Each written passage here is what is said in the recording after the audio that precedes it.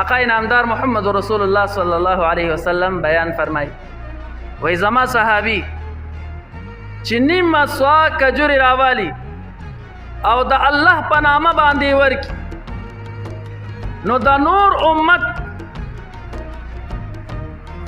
کسان چې دی دوی را اولګي او د احد برابر سونه د الله په نامه باندې ورکی نو دغه د احد برابر احد څومره لوی دی سیب بس الله رب ذوالجلال په نامه باندې یو انسان د احد برابر سونه ورکی سپین زر ورکی سره زر ورکی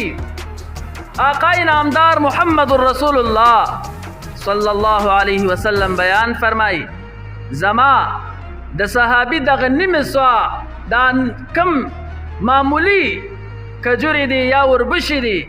دی زما د الله په نامه باندې ورکړي دي د احد برابر دا سونه ته نه رسي ولی صحابه کې اخلاص موجود او ما تا کې اخلاص نشته نو عمل